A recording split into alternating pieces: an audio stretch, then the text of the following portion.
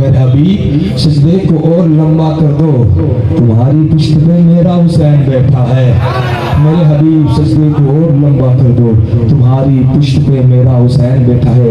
आइए मैं बिला फाकी जिनके हवाले माइक करना चाहता हूँ। ऐसा किताब है कि उस किताब के बाद माशाल्लाह अक्सर जो आपको उलमाए किराम नजर आ रहे हैं स्टेज पर, ये सारे शागिर्द हैं।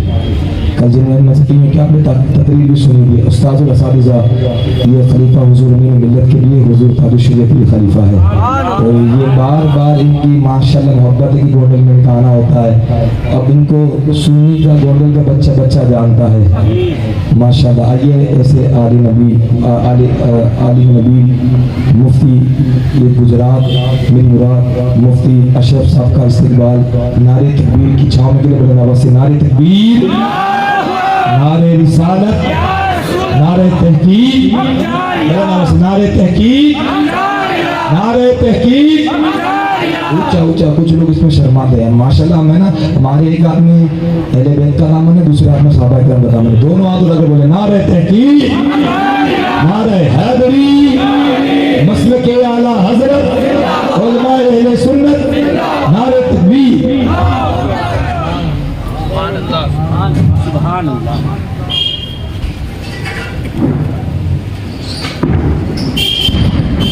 काबिल सब एहतराम हज़रात सादात निज़ाम, बिलखुसूस तरीक़त हज़रत अल्लामा मौलाना बशीरुद्दीन बाबू साहिबुल्लाह, हज़रत अल्लामा मौलाना सैयद फैज़ुल्लाह मियां बाबा साहिबुल्लाह, हज़रत मौलाना सैयद साबिर बाबू साहिबुल्लाह, सैयद साहब के दूसरे बिरादरान तशरीफ़ फरमा उलमाए किराम हज़रत मौलाना हाफिज़ आसिफ साहब और दीगर उलमाए किराम, सामीन किराम, ख़वातीन इस्लाम, अस्सलामु अलैकुम व रहमतुल्लाहि व बरकातुहू।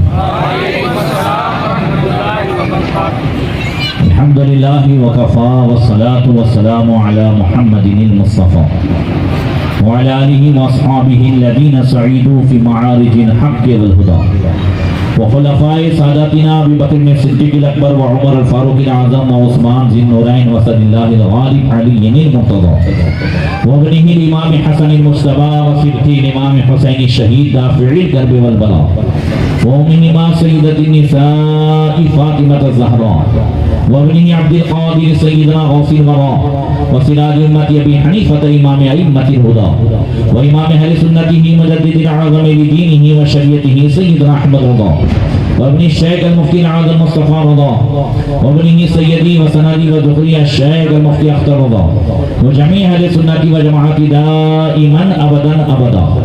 अम्मा बाद फ़अऊज़ु बिल्लाहि मिनश शैतानिर मां साहिबा और साथ में आराम फरमा तमाम औलियाए किराम, गंजे औलिया, हज़रत जलाल शाह बाबा और दीगर तमाम औलियाए किराम की बारगाह में खिराज अक़ीदत पेश करने के लिए हाजिर हुए। अल्लाह ताला हम सब की हाज़िरी को कबूल फरमाए, इस महफिल को दुनिया व आखिरत में हम सब के लिए ज़रिए नजात बनाए। मौला करीम फैज़ाने सैयदा मां साहिबा और फैज़ाने गंजे औलिया से हम सबको मालामाल फरमाए, उनके बताए हुए चले हुए रास्ते पर चलकर ज़िंदगी गुजारने की तौफीक अता फरमाए। माशाअल्लाह मताह रसूल से और ख़ासकर हमारे सैयद सुहेल बाबू कादरी से आप शानदार नात व मनाक़ीब का गुलदस्ता समाअत कर रहे थे। जब गौसे आज़म रज़ियल्लाहु तआला अन्हु की मरहमत पड़ी जाती थी तो मेरा भी ख्याल हुआ कि चंद अशआर में भी पेश कर दूँ। आला हज़रत रज़ियल्लाहु तआला अन्हु ने गौसे आज़म की अज़मत को बयान करते हुए और गौसे आज़म औलियाए किराम के दरमियान क्या शान रखते हैं और तमाम औलिया गौसे आज़म के सामने कौन सी शान रखते हैं, कौन सी हैसियत रखते हैं। फरमाते हैं तेरा ज़र्रा महे कामिल है या गौस, तेरा ज़र्रा महे कामिल है या गौस, तेरा कतरा यमे साइल है या गौस, कोई सालिक है या वासिल है या गौस, वो कुछ भी हो तेरा साइल है या गौस, वो कुछ भी हो तेरा साइल है या गौस। और उलमाए किराम के लिए ये अशआर खास को आप लोग तवज्जो फरमाएं कि उलूहियत ही अहमद ने ना पाई। शेर हार्ड है मगर आप हज़रात के लिए पेश करता हूँ कि आला हज़रत का तख़य्युल देखें। उलूहियत ही अहमद ने न पाई, नबूवत से तो आकिल है या गौस, सहाबियत हुई फिर ताबीयत, फिर आगे कादरी मंजिल है या गौस। हजारों ताबई से तो फुजू है, सुनिएगा, हजारों ताबई से तो फुजू है, वो तबका मुजमलन फाजिल है या गौस। ये चिश्ती सोहरवर्दी नक्शबंदी हर एक तेरी तरफ माइल है या गौस। तेरी चिड़िया तेरा दाना तेरा पानी, तेरी चिड़िया तेरा दाना तेरा पानी तेरा मेला तेरी महफिल है या गौस। वो क्या जाने तेरे सर का रुतबा कि तलवा ताजे अहले दिल है या गौस। और वो क्या जाने फजले मुर्तजा को जो तेरे फजल से जाहिल है या गौस। कहा तूने जो मांगो मिलेगा, कहा तूने जो मांगो मिलेगा, रजा तुझसे तेरा साइल है या गौस। तेरे बाबा का फिर तेरा करम है, वरना ये मुंह किस काबिल है या गौस। अब आइए अपने लिए भी और परेशान के मुसलमानों के लिए भी औसे पाक की बारगाह में ये फरियाद करें कि तलब का मुंह तो किस काबिल है या गौस, मगर तेरा करम कामिल है या गौस। दुहाई या मुहियद्दीन, दुहाई भला इस्लाम पे नाजिल है या गौस। अज़ुमन कातिलन इंदल क़िताली, मदद को आ दमे बिस्मिल है या गौस। धरन वाले तेरा झाला तो झाला, तेरा छींटा मेरा गाफिल है या गौस। तेरा वक्त और दीन पे पड़े यूं वक्त, तेरा वक्त और दीन पे पड़े ये वक्त, न तो आजिज है न तो गाफिल है या गौस। रजा का खात्मा बिल खैर होगा अगर तेरी रहमत शामिल है या गौस। रात आइए 3 शेर नाम के भी आला हज़रत के पेश करता हूँ। काफिले ने सुए तैबा चमन आराई की, काफिले ने सुए तैबा चमन आराई की। मुश्किल आसान इलाही मेरी तन्हाई की। फर्शता अर्श सब आईनाए ज़माइर हाजिर। बापू आपने जो टॉपिक दिया है उस पर ले जाओ। फर्शता अर्श सब आईनाए ज़माइर हाजिर। कसम खाइए उम्मी तेरी दानाई की। शख्स जिहत संत मुकाबिल, शबो रोज एक ही हाल। हुजूर की नजर क्या है, जोर से बोलो और जोर से बोलो। हुजूर की नजर क्या है, हुजूर की नजर तो हुजूर की नजर है। गौसे पाक की नजर का आलम यह है कि गौसे पाक फरमाते नजर तो इला बिला दिल्लाहि जमा का हर दलकिन अला हुक्म के सारी। मैं दुनिया को अपने सामने ऐसे देखता हूं जैसा कि हाथ में राई का दाना हो। तो आला हज़रत फरमाते हैं कि शश जिहत कहते हैं ये 6 समतें, पूरब पश्चिम उत्तर दक्षिण ऊपर नीचे। शश जिहत संत मुकाबिल, शबो रोज एक ही हाल। या रसूलुल्लाह आपकी नजर का आलम यह है कि उस जमाने में दुनिया आपके सामने नहीं थी, कयामत तक क्या होने वाला है वो सब आपके सामने। तो शख्स जिहत सख्त मुकाबिल, शबो रोज एक ही हाल। धूम वन नज्म में है आपकी बिनाई, धूम वन नज्म में है आपकी बिनाई की। हज़रात अल्लाह इरशाद फरमाता है इन्ना अरसलनाका शाहिदन व मुबश्शिरन व नज़ीरा। ए महबूब हमने आपको हाजिर व नाज़िर, गवाह, खुशखबरी सुनाने वाला, डर सुनाने वाला बना करके भेजा। शाहिद महबूब हमने आपको हाजिर व नाज़िर। शाहिद का माना हाजिर भी है, नाज़िर भी है और गवाह भी है। क्या है कुरान में है, अल्लाह इरशाद फरमाता है कि वजअलनाकुम उम्मतन वसतन लितकूनु शुहदा अलन नास व यकून रसूलु अलैकुम शहीदा। इस उम्मत की अफजलियत और इस उम्मत की एक खुसूसियत ये भी है कि कल इस उम्मत को अंबियाए किराम का गवाह बना करके पेश किया जाएगा। जोर से कह दो, ये मेरे और आपके जैसा मसला का मामला नहीं है। ये गवाह किनको पेश किया जाएगा? अपनी गवाही अपनी बीवियां न माने, कल कयामत के दिन मानी जाएंगी। ये इनकी गवाही सुनी जाएगी जोर से।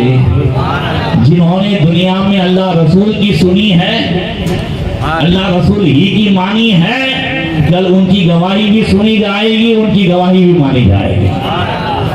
अब जिन्होंने भी, बहुत शॉर्ट में मैंने बता दिया कि किसकी गवाही सुनी जाएगी। जिन्होंने दुनिया में अल्लाह रसूल की सुनी है और जिन्होंने दुनिया में अल्लाह रसूल की बात मानी है, उनकी गवाही सुनी जाएगी। कल अल्लाह ताला जो है जब कुफारों से पूछेगा कि तुम्हारे पास कोई खुशखबरी सुनाने वाला, डर सुनाने वाला नहीं आया, तो कहेंगे झूठ बोलते हुए मा जाना मिन बशीर वाला नज़ीर, कहेंगे हमारे पास कोई भी खुशखबरी सुनाने वाला, डर सुनाने वाला नहीं आया, कोई भी हमारे पास तेरा पैगंबर आया ही नहीं है। अल्लाह ताला भी पैगाम को बुलाएगा, तुमने मेरी तौहीद का पैगाम नहीं पहुंचाया। कहा रब हमने पहुंचाया। तुमने पहुंचाया, गवाह कौन है? तो उम्मत मुस्तफा को गवाह के तौर पर पेश किया जाएगा। अब कुफार कहेंगे, अगली उम्मत के लोग कहेंगे तुम तो आखिर में आने वाले हो, आगे क्या हुआ तुम्हें कैसे पता चला, तुम्हारी गवाही कैसे कबूल की जाएगी? तो वयकून अर्रसूलु अलैकुम शहीदा, अल्लाह फरमाता है फिर उस पर रसूल को गवाह बना करके जो है लाया जाएगा। और 5वें पारे में फरमाता फजीना बिका अला हाउलाई शहीदा, महबूब फकैफ़ इज़ा जीना मिन कुल्ली उम्मतिन बिशहीद व जीना बिका अला हाउलाई शहीदा, महबूब हर नबी को तो हम लाएंगे, मगर उन तमाम अंबिया और आपकी उम्मत पर आपको गवाह बना करके लाया जाएगा। अब गवाह के लिए हाजिर होना भी जरूरी है, नाजिर होना भी जरूरी है। जोर से।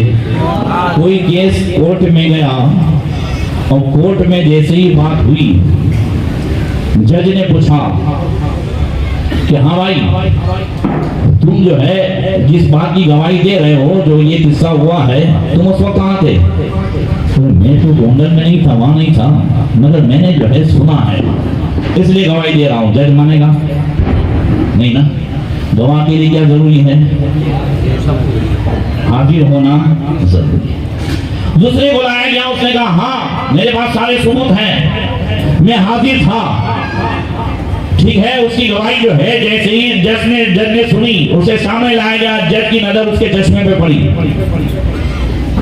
जज ने कहा ये आपने शौक से लगाए हैं? चश्मे उतारे तो वो सूरदास थे, नाबीना थे। जज ने कहा तुम थे तो सही, मगर तुमने ये वाकया आंख से देखा नहीं है, नाजिर नहीं हो, लिहाजा ये गवाही भी कबूल। गवाह के लिए हाजिर होना भी जरूरी है, गवाह के लिए नाजिर होना भी जरूरी है।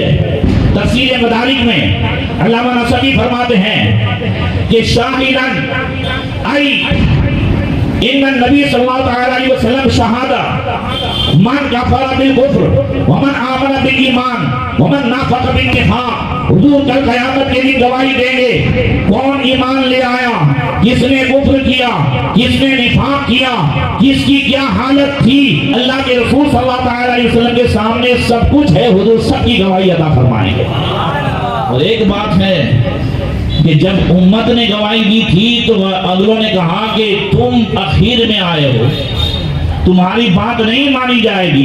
जब मुस्तफा गवाही देंगे तो फिर किसी को कहने की हिम्मत नहीं पड़ेगी। वहां सबका अकीदा होगा ये भले आखिर में आए हैं, मगर अगलों को भी उन्होंने देखा है और पिछलों को भी उन्होंने देखा। कयामत तक जो आने होने वाला है, हुजूर ने सब देखा। अब नाज़िर पे मुझे गुफ्तगू करनी है। हुजूर ने क्या देखा? 1400 साल पहले हुजूर ने आज के सारे हालात को बयान किया। एक हदीस पाक सुने, अल्लाह के रसूल सल्लल्लाहु अलैहि वसल्लम ने इरशाद फरमाया, ला तक़ूमुस्सा हत्ता युजअल किताबुल्लाहि आरन व यकून इस्लामु गरीबन हत्ता यनक़ुसल इल्म व यहवज़ ज़मान व यनक़ुस उमर अल-बशर व यनक़ुस अस-सिनून वस-समरात व युती मिनत तुहमा व युतहमल उमरा व युक़द्दिम अस-सादिक व युसद्दिक अल-काज़िब व यहसुर अल-हज। उन्होंने इरशाद फरमाया कयामत उस वक्त तक नहीं आएगी जब तक कि ऐसा जमाना आएगा कि कुरान पर अमल करना आर समझा जाएगा। कुरान पर अमल करना, कुरान पर चलना क्या समझा जाएगा? आर, शर्म। है बात सही? आज अगर कोई धड़ 3 तलाक दे देता है तो बाद में कुरान का हुक्म सामने आता है कि अब तुझे हलाला करवाना होगा अगर उसको वापस लाना है। बोलो सही है? 3 तलाक दी है तो अब ये किसी जो है मौलाना का मसला नहीं है, किसी मुफ्ती का मसला नहीं है, ये कुरान के तुझसे पाने का मसला है। अब कुरान तो तलाक का तरीका भी सिखाता है मगर हम सीखते कब है? हमने धड़ाधड़ 3 दे दी। अब 3 देने के बाद अब उसके बाद जब समाधान हुआ अब लानी है वापस तो आए मौलाना के पास। मौलाना से कहा आप कोई रास्ता निकालो। मौलाना का कोई रास्ता नहीं है। कुरान कहता है मौलाना ये तो कैसे हो सकता है? ये तो कैसे हो सकता है? मेरी बीवी जो है किसी के पास क्यों जाए? बहुत अच्छी बात है। अल्लाह ऐसी शर्म हर बंदे को अता फरमाए, ऐसी गैरत हर बंदे को अता फरमाए। अपनी औरतों के ताल्लुक से, अपनी बीवियों के ताल्लुक से हमारी बीवियां किसी गैर के पास क्यों जाए? ये शर्म, ये गैरत, ये हकीकत में मर्द की पहचान है। तो जिस तरीके से हमें ये गैरत आती है हमारी बीवी किसी के सामने क्यों जाए, इसलिए शादी से पहले और शादी के बाद हम सब बताते हैं किसके सामने आना है, किसके सामने नहीं आना है। बोलो सही है कि नहीं है? बताते हैं किसके सामने आना है, किसके सामने नहीं आना है, ये करना है, इधर आना है, उसके सामने नहीं आना है। ये सब कुछ सारे पर्दे की बातें, बुर्के की बातें करते हैं, नकाब की बातें करते हैं, मगर शादी के दूसरे दिन या शादी वाले दिन उसी लड़की को बगल में बिठा करके दुनिया भर के फोटो भी हो रहे हैं और उसी के साथ साथ मोबाइल भी हो रहा है और यही बेटी सबके कैमरे में कैद भी हो रही है। तब पर्दा कहाँ गया? गैरत अच्छी बात है मगर गैरत हर जगह हो। जब कुरान पर अमल करने की बात आए तो शैतान हमें गैरत दिलाता है। अब आर है कि हमारी बीवी किसी के साथ जो है किस तरीके से रहे, तो याद रखो पहले ही से कुरान ने हमें ऐसा तरीका बताया है कि अगर कुरान पर अमल करते हुए हम तलाक का सिलसिला जो है अगर वो करें कि जो कुरान ने बताया है तो कसम खुदा की कभी भी यार की बात आ नहीं सकती, कभी हलाले की बात आ सकती नहीं है। इससे पहले मैं तफसील से बता चुका हूँ। आगे बढ़ता हूँ। वो सयकूनुल इस्लामु गरीबा, क़यामत उस वक्त तक नहीं आएगी इस्लाम अजनबी हो जाएगा। क्या हो जाएगा? ऐसा हो जाएगा जैसा पहचानते ही नहीं है इस्लाम को। मैं इस्लाम के हवाले से एक बात करूं, हकीकत में इस्लाम की पहचान मुसलमान से है। जोर से बोलो। इस्लाम की पहचान किससे है? मुसलमान से। मुसलमान आज अजनबी नहीं हो गया है। बहुत पहले की बात है कि मैं और मुफ्ती साहब रहमतुल्लाह तआला अलैह मुबारकपुर जा रहे थे। हमारे सामने एक नौजवान बैठा था। ये जो किन्नर होते हैं वो पैसा मांगने के लिए आए। नौजवान से मांगा। उनका ये मामला रहता है कि उलमा को देखते हैं तो कुछ नहीं कहते, तो उन्होंने हमको कुछ नहीं कहा। उस नौजवान से मांगा, उसने नहीं दिया तो उसे मारा भी, जबरदस्ती भी की। जब हम लोग गोरखपुर उतरने लगे तो उस नौजवान ने कहा अस्सलाम वालेकुम। तो मुफ्ती साहब रहमान ने मुझसे कहा काश कल से ये बैठा तो उसने सलाम कर दिया होता तो हम इसको बचाते। इस्लाम अजनबी हो गया है। परसों में सिविल हॉस्पिटल में जो है बैठे बैठे दुआए गंजुलश वगैरह पढ़ रहा था, तो एक साहब सामने बैठे थे। फिर जब उनकी बारी हो गई तो मेरे बगल में खड़े हुए मुझसे कहने लगे आप जो हैं वो मंजिल भी पढ़ा करें। मैंने देखा किसी भी एंगल से मुसलमान नहीं लग रहा है।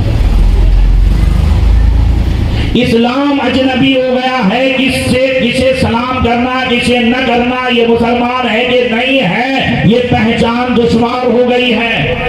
कम से कम सफर में अगर मान लो अल्लाह तौफीक दे दाढ़ी रखने की, मगर दाढ़ी नहीं है तो टाइम से अगर नमाज भी पढ़े, जब वर्दी साथ में रहती है तो पहचान रहती है, और जो वर्दी के साथ रहता है हमेशा हिफाजत में रहता है। हमारी वर्दी क्या है? हमारी वर्दी ये लिबास नहीं है। उम्मत मुस्तफा की वर्दी क्या है? हमारी पहचान क्या है? पहचान इसी वर्दी के साथ सहाबा मक्के और मदीने से निकलकर इराक गए तो वहां भी पहचाने गए, जेल में गए, कैद में गए, वहां भी पहचाने गए, ईरान गए, वहां भी पहचाने गए। क्या पहचान थी? करबला के मैदान में भी पहचाने गए। पहचान क्या थी? अल्लाह फरमाता है सीमाहुम फी वुजूही मिन असरी सुदूद ज़ालिका मसलुहुम फी तौरात व मसलुहुम फिल इंजील। मोहम्मद रसूलुल्लाह के साथ वाले की पहचान ये है, तौरात में भी यही पहचान है, इंजील में भी यही पहचान है, कुरान में भी यही पहचान है। उनके चेहरे नमाज की बरकत से रोशन होंगे, वो तलवार के साए के नीचे भी नमाज पढ़ेंगे, वो अपनों में भी नमाज पढ़ेंगे, गैरों में भी नमाज पढ़ेंगे। इस पहचान को हमने अगर हर वक्त साथ रखा होता तो कसम खुदा की आज एयरपोर्टों पे भी जो है जगह जगह इबादत गाहें होती, रेलवे स्टेशन पर भी इबादत गाहें होती।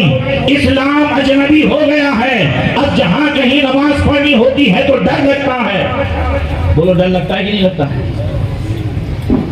अगर हमने सबने जो है ये पहचान रखी होती, सबने नमाज पढ़ी होती, तो जिस तरीके से सिख कौम के लिए पहचान हो गई है पगड़ी और दाढ़ी, मुसलमान की भी पहचान हो जाती है। जहां जाते हैं उनकी नमाज नहीं जाती है। जब आला हज़रत फुलसराय स्टेशन और उसके आगे जो है स्टेशन पर आला हज़रत मगरिब के लिए खड़े हुए थे तो ट्रेन भी रुक गई थी, और स्टेशन मास्टर ने आकर के कहा था जल्दी करें आपके लिए ट्रेन जो है रुक गई है। तो आपने फरमाया कि हम मुसलमान हैं और मुसलमान नमाज छोड़ते नहीं। ये है इस्लाम की पहचान। इस्लाम और मुसलमान अजनबी हो गया है। आप खुद मुझे बताएं, खुद बताएं, आप घर में जाकर के कितनी मरतबा सलाम करते हैं? हम अजनबी न रहें, आपस में हमारी पहचान रहे, इसके लिए अल्लाह के रसूल ने हमें एक चीज बताई थी। क्या फरमाया था? ला तदखुलूना जन्नत हत्ता तुमिनू वला तुमिनू हत्ता तहब्बतुम अवला अदुल्लुकुम अला शैइन इज़ा अमीनतुम तहब्बतुम। हुजूर ने फरमाया तुम जन्नत में उस वक्त तक दाखिल नहीं हो सकते जब तक कि तुम जो है मोमिन न हो जाओ, और उस वक्त तक पक्के मोमिन नहीं हो सकते जब तक कि आपस में मोहब्बत न करो। क्या ऐसा काम न बताओ? अगर करने लगो तो आपस में मोहब्बत करने लगो। अभी हाँ या रसूलल्लाह, फरमाया अफशुस सलाम बैनकुम, आपस में सलाम करो, मोहब्बत हो जाएगी। मोहब्बत हो जाएगी तो ईमान वाले होंगे, ईमान वाले होंगे तो जन्नत में हक दाखिल होने के हकदार होंगे। ये चीज आज हम घर में भी भूल गए सलाम को। बोलो भूले कि नहीं भूले? सही है। कितने लोग हैं जो घर में जाकर के सलाम करते हैं? अगर आपने घर में जाकर के सलाम कर दिया और बीवी ने भी सलाम का जवाब दे दिया तो इधर से भी गारंटी हो गई सलामती की, उधर से भी गारंटी हो गई सलामती। जाते वक्त बिस्मिल्लाह भी पढ़ लिया तो गारंटी हो गई कि शैतान साथ में आया नहीं है। शैतान साथ में आया नहीं है तो अब आगे लड़ाई होगी नहीं, इसकी भी गारंटी हो गई। ये गारंटी मैं नहीं दे रहा हूँ, अल्लाह के रसूल सल्लल्लाहु अलैहि वसल्लम ने दी। फिर फरमाया हत्ता युनकसल इल्म, यहाँ तक कि इल्म कम हो जाएगा, वयुरहमत ज़मान, ज़माना बुरा हो जाएगा। क्या हो जाएगा? ज़माना बुरा हो जाएगा। वयुनकस उमर अल-बशर वयुनकस सिनून व समरात। हाँ, इंसानों की जो उम्रें हैं क़यामत से पहले वो भी कम हो जाएगी। एक दो ना 20 साल 25 साल 30 साल में खुद लोग परेशान हैं कि इतने अटैक क्यों आते हैं,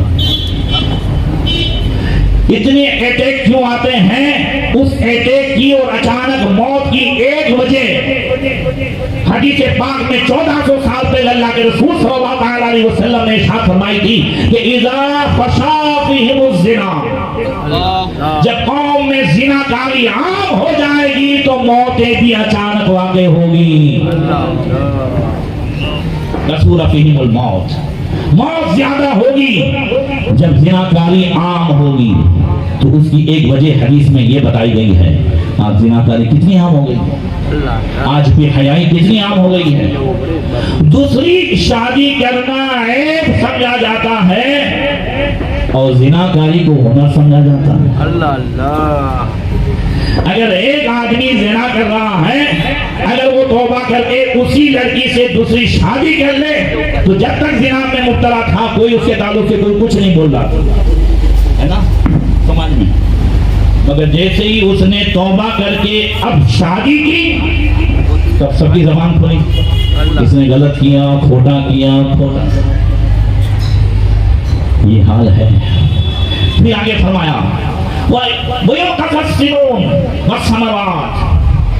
हाँ, उम्रें भी कम हो जाएगी और साल महीने दिन में बरकत खत्म हो जाएगी। वस्समरात, और फल फूल में भी, फ्रूट में भी और सब्जियों में भी बरकत खत्म हो जाएगी। ये चीज देख रहे हैं आप, या फल फ्रूट में कोई बरकत है, सब्जियों में कोई बरकत। इसी के आगे, इसी की तरह एक और हदीस सुनाता हूँ, फिर आगे आ जाता हूँ उसी हदीस पे। फरमाया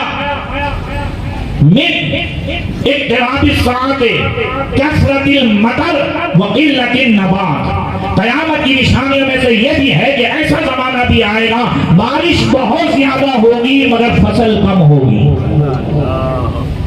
बारिश ज्यादा होगी मगर फसल क्या होगी, कम होगी। हालांकि बारिश ज्यादा हो तो फसल भी ज्यादा होनी चाहिए ना। ये क़यामत की निशानियों में से है। 1450 साल पहले नबी ने जो फरमाया आज हम अपनी आंखों से देख रहे हैं कि नहीं देख रहे हैं। अब है कोई जो इनकार करे कि नबी में नहीं जानते थे। प्रैक्टिकल सारी चीजें हम अपनी आंखों से देख रहे हैं। फिर फरमाया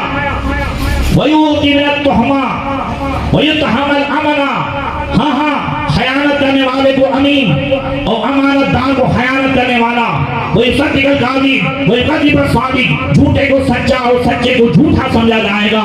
वजह सूरल हज, और हुजूर ने फरमाया हज बहुत ज्यादा हो जाएगा। कीला या रसूलल्लाह वमल हज, साहबा ने अर्ज़ की या रसूलल्लाह हज क्या है, हज क्या ज्यादा हो जाएगा। फरमाया अल कत्ल, कत्ल ज्यादा हो जाएगा, कत्ल व गारत करी। एक दूसरी हदीस में अल्लाह के रसूल सल्लल्लाहु अलैहि वसल्लम ने फरमाया वल्लज़ी नफ़्सु मुहम्मदिन बियदिही ला तज़हबु दुनिया हत्ता याती अला नासि ज़मानु ला यदरी क़ातिल फ़ीमा क़तला वलल मक़तूल फ़ीमा क़ुतिला। हुजूर ने फरमाया उस वक्त तक दुनिया खत्म नहीं होगी जब तक ऐसा जमाना लोगों पर ना आए कि कातिल भी नहीं जानेगा कि उसने क्यों कत्ल किया, और मकतूल जिसको कत्ल किया गया है उसे भी नहीं मालूम है कि क्यों कत्ल किया गया। आज हालात देखें आप परेशानी की, कत्ल इतना ज्यादा। अभी 12-14 दिन पहले एक सुन्नी सयूर का अकीदा मसलक आला हज़रत के तर्जमान हज़रत अल्लामा मौलाना तहज़ीबुल इस्लाम साहब की जो है शहादत हुई मुसल्ले पे फजर की नमाज में। मारने वाला कौन था? जिसका नाम था इब्राहिम। क्यों कत्ल किया एक इमाम को, क्यों शहीद किया एक इमाम को उसने? क्या इमाम साहब ने उसकी जमीन दबाई थी, या उसके साथ या उसके बच्चे को जो है पढ़ाई के दौरान मारा था? क्या मामला था? नहीं, उसने जो बयान दिया अखबारों में आप पढ़ें, बयान उसका ये था कि इमाम साहब के पास मैं गया था, मैंने कहा इमाम साहब मैंने बीवी को 3 तलाक दे दी है, मुझे फिर से बिठानी है, आप रास्ता निकालो। इमाम साहब ने कहा रास्ता यही है कि हलाला करना होगा। बोले नहीं, कोई और दूसरा रास्ता नहीं होगा। दूसरी मरतबा गया, इमाम साहब ने रास्ता नहीं निकाला। अब इमाम साहब इसमें क्या रास्ता निकालेंगे? हज़रत आपको ताज्जुब होगा, मेरे पास भी लोग आते हैं। एक मरतबा मुझे वो मंजर याद है, मैंने अपनी ऑफिस में बिठा करके सब समझाया कि भाई ये तरीका है, ये तरीका है। जब मैं ऊपर सीढ़ी पे चढ़ने लगा तो उसने जेब में हाथ डाले, मुझसे कहने हज़रत कुछ ले लो ना यार, रास्ता निकालो ना। अल्लाह क्या कह रहे हो? बोले आप मत लेना, डालो में दे देना, मगर इसका कोई दूसरा रास्ता। तो हज़रत मौलाना तहज़ीबुल इस्लाम के पास दूसरी मरतबा गया, आपने फरमाया कुरान से क्या रास्ता निकालूं? तीसरी मरतबा गया, उस रात गया और बहुत गुस्से में था। कहने लगा भाई मेरे पास कोई रास्ता नहीं है, ये शरीयत का मसला है, कुरान का मसला है। कहने लगा मैं तुमको देख लूंगा। सुबह इमाम साहब ने, तहजीब इस्लाम साहब ने फजर की अजान दी और सुन्नत पढ़ करके मस्जिद में मुसल्ले पे बैठे थे। ये वो छुरा जिससे जो है गोश्त काटा जाता है वो लेके गया, पहले पीछे से मारा। अभी 10-12 दिन पहले की बात है ना, आपने पूरा वीडियो भी देखा। पीछे से मारा, ये आसान का किस्सा है। और फिर आप भागे तो उसने नाक काटी, हाथ से उसको रोकना चाहा तो उसने हाथ काट दिया और फिर गला काटा और वहीं जो है आप शहीद हो गए। ये भी 10-12 दिन पहले की बात है। मतलब कि आला हजरत के अच्छा इतना काम किया था उन्होंने, वहाँ इतना काम किया था कि मुझे बताया गया कि 2 दिन तक तो लोगों ने वहाँ खाना नहीं खाया उनकी शहादत पे। घर घर वहां उन्होंने उसके के आला हजरत के पैगाम को पहुंचाया था। बस ये है कि मेरे कहने पर तुमने जो है क्यों नहीं कहा कि हाँ ये रास्ता है तो ऐसे ही बिठा ले। बहुत, और ये नहीं, ये कल आसाम में हुआ है तो आज यहाँ हो सकता है। अल्लाह के रसूल सल्लल्लाहु अलैहि वसल्लम ने ये बाबू ने ये टोपी क्यों रखा है? कयामत की निशानियां। मैं कयामत की बड़ी बड़ी निशानियां नहीं बता रहा हूं, मैं बताऊंगा। दज्जाल आएगा, इमाम महदी आएंगे, ईसा अलैहिस्सलाम आएंगे। तब तक हम जिंदा रहेंगे कि नहीं रहेंगे, मगर अभी जो हम जिंदा हैं और अभी जो हुजूर ने बताया है हमें किन चीजों से बचना है, ये सब कयामत की निशानियों में से हमें उसे देखना है। नबी करीम सल्लल्लाहु अलैहि वसल्लम ने आगे फरमाया हत्ता तुबनल वरफ फततावलो, बड़ी बड़ी इमारतें बनाई जाएगी और उस पर फख्र किया जाएगा। हत्ता तहज़ना ज़वातल औलाद व तफरहल अवाक़ीब, ये निशानी अभी शुरू हुई है, इतनी आम नहीं हुई है कि यहाँ तक कि औलाद वाली औरतें ये पछताएगी और बांझ औरतें खुशियां मनाएंगी कि अच्छा है हमारे घर औलाद नहीं है। अभी इतना तो शुरू हो गया है कि औरतें मुसल्ले पे बैठ बैठ करके औलाद को बददुआएं दे रही हैं। अल्लाह, बोलो सही है?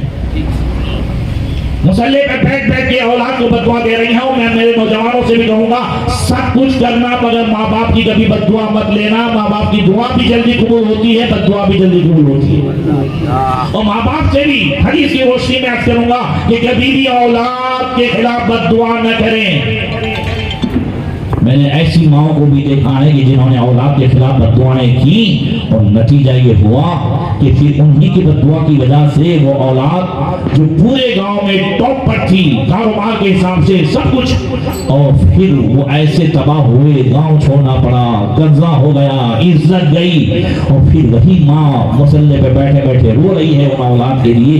इसलिए हरगिज माँ बाप को चाहिए कि औलाद के लिए बददुआ न करें। फिर आगे फरमाया हत्ता युज़हरल बग़यो वल हसद वश्शूह, यहाँ तक कि जुल्म, हसद, ज्यादती, ये सब ज्यादा हो जाएगा। एक दूसरे से हसद, जलना, कीना, जुल्म, ज्यादती, ये सब ज्यादा हो जाएगा। वयुग़ीज़ल इल्म ग़ैज़ा वयुफ़ीज़ल जहल फ़ैज़ा वयकूनल वलदु ग़ैज़ा वश्शिताअ क़ैज़ा। हुजूर ने फरमाया इल्म के सोते सूख जाएंगे और जहालत का सैलाब उमड़ कर के आएगा। अल्लाह, क्या है? इल्म के सोते सूख जाएंगे, खुश हो जाएंगे। आज इसकी शुरुआत हो गई है, इल्म उठ रहा है।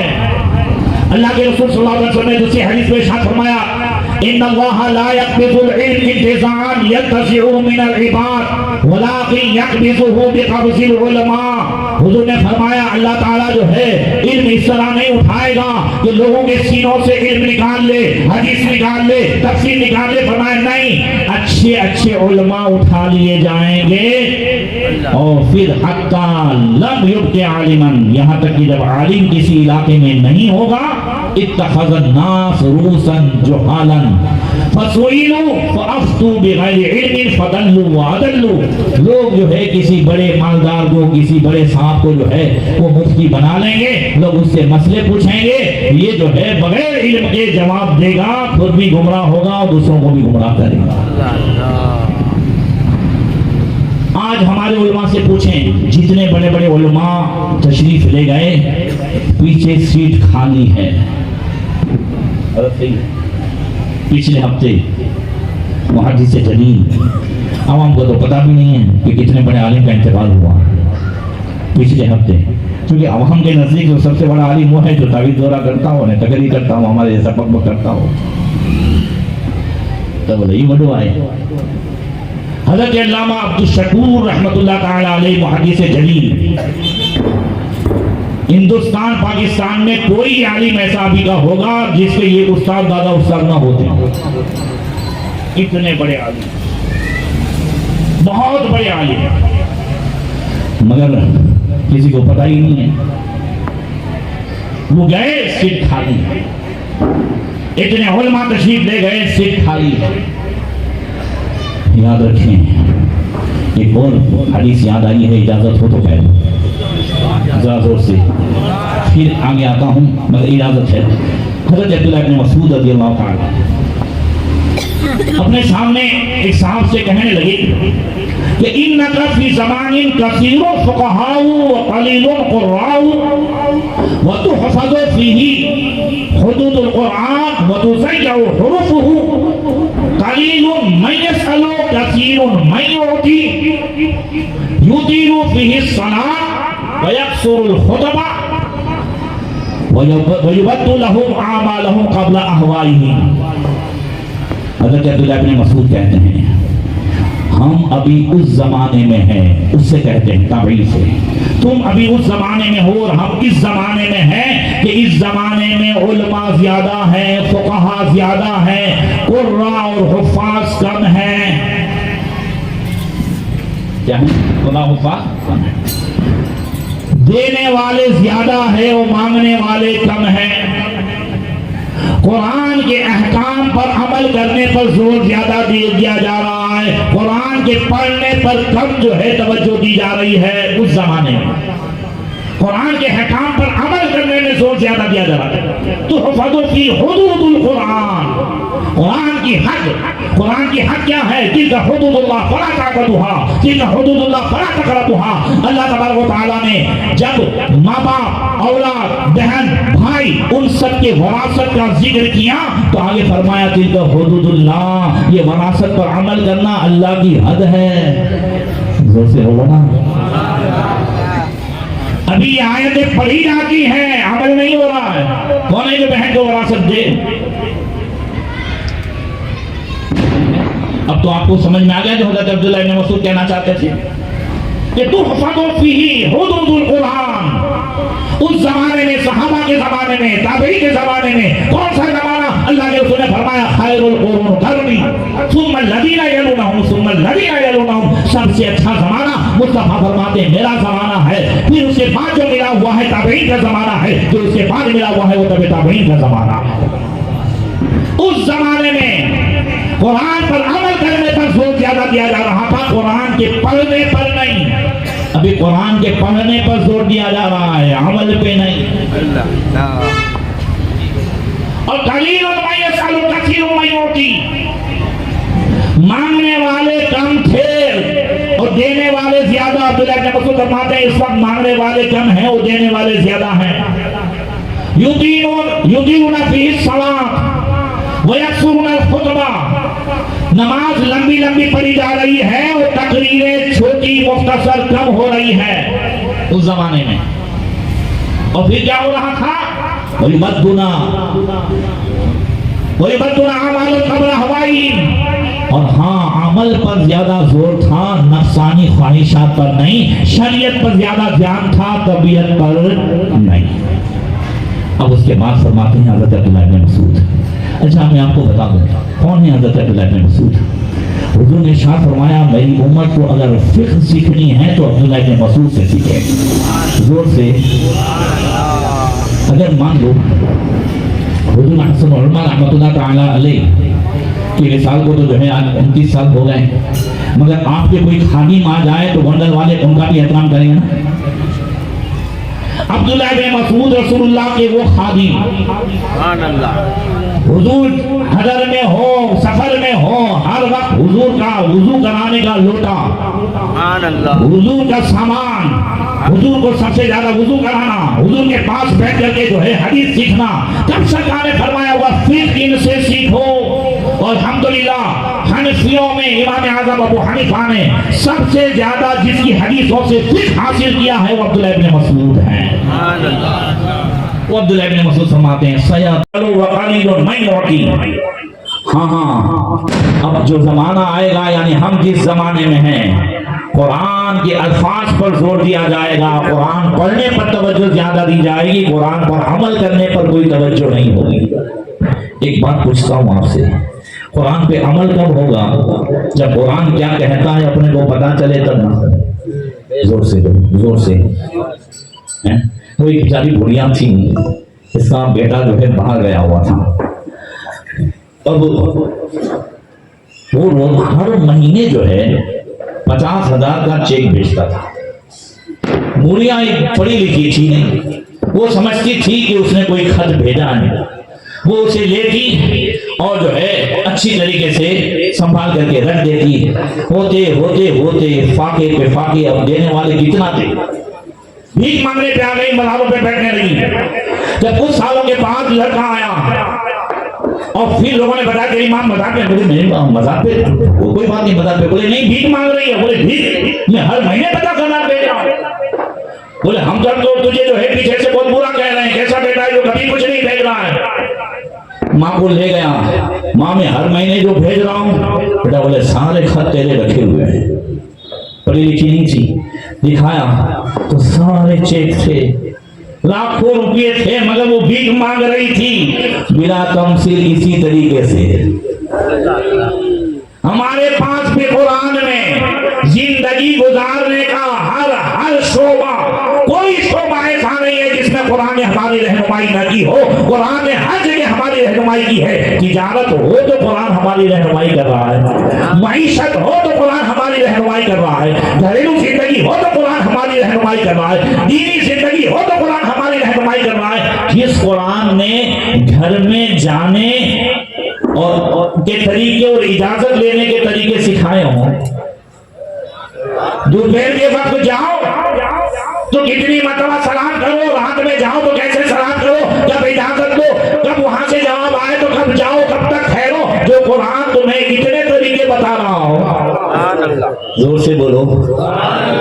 मगर भैया कब हमें समझ में आएगा? जब कुरान पढ़ेंगे, तर्जमा तो आता नहीं, उर्दू आती नहीं है, तो क्या आज कंजुल ईमान सुन नहीं सकते हैं? जोर से बोलो। ऐसे ऐसे अब तो जो है निकल गए सॉफ्टवेयर के, सिर्फ आप टच करो तो कुरान की तिलावत भी शुरू।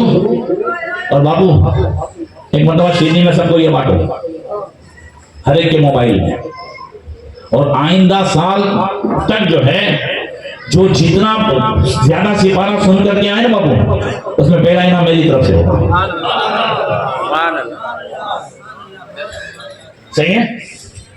जो जितना सिपारा, भाई हर एक के पास मोबाइल है, ठीक है? अब उसमें ऐसा है कि सिर्फ एक मैसेज रहेगा 30 पारे का, आप किसी भी पारे पे टच करें फौरन तिलावत भी शुरू, कंजुल ईमान भी शुरू, तर्जमा भी, कुरान क्या कह रहा है, अल्लाह ताला हमें क्या हुक्म दे रहा है।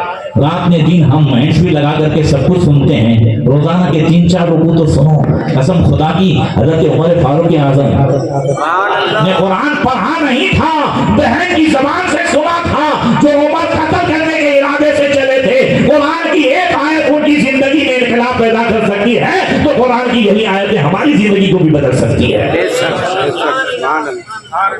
तो हाँ, अब्दुल्लाह इब्न मसूद फरमाते हैं आने वाले जमाने में कुरान ज्यादा पढ़ा जाएगा, मगर उसके अहकाम पर अमल करने की कोई तवज्जो नहीं होगी। और क्या होगा? कलीलुन मन युती कसीरुन मन युसल। मांगने वाले ज्यादा होंगे, वो देने वाले कम होंगे। युतीनुना फील खुतबा व यक्सुरुना सलात। तकरीरें लंबी लंबी होंगी और नमाज छोटी पड़ी जाएगी। है भाई, आंखों से देख रहे हैं सब कुछ। અને इसमें जो हमने नमाज लंबी पढ़ा दी हो तो तहजीब उल इस्लाम के बाद जो है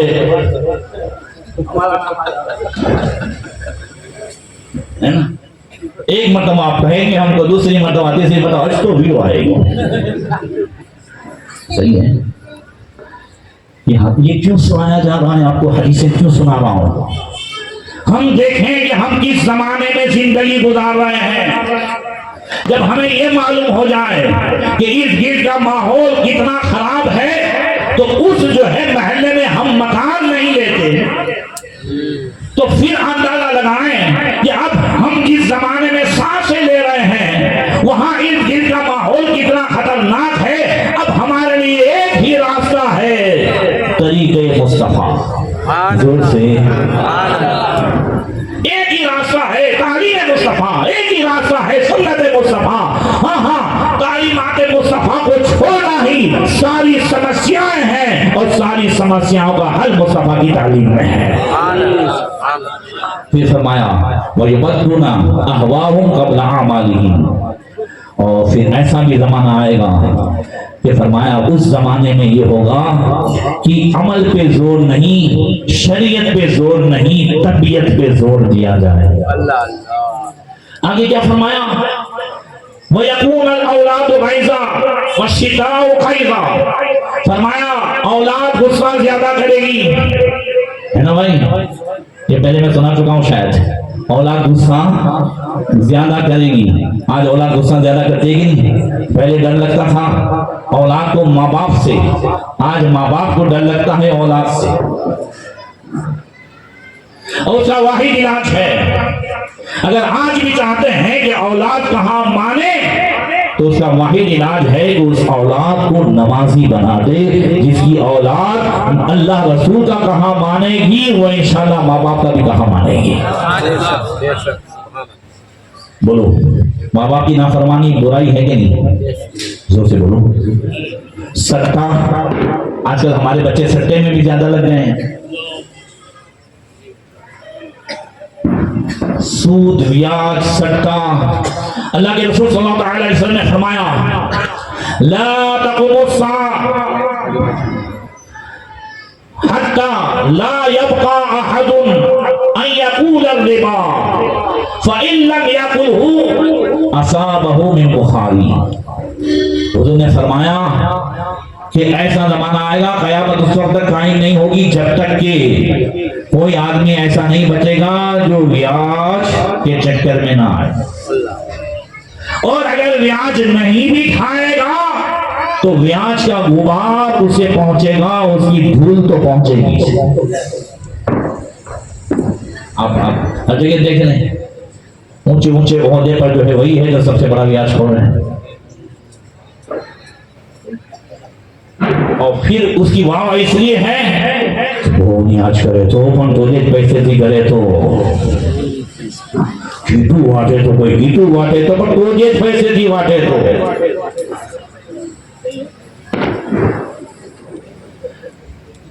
ब्याजखोर के लिए जरूरी है कि न्याज कितनी करता है, ब्याजखोर के लिए जरूरी नहीं है कि कीटे कितनी बांटता है। वो जो है कयामत तक उस ब्याज का मालिक ही नहीं होता, और जिस पैसे का मालिक नहीं होता वहां कीट में न्याज का कोई लेना देना नहीं है। जिससे लिया है उसको वापस करना होगा, वो नहीं है तो उसकी औलाद को वापस करना होगा। सही है।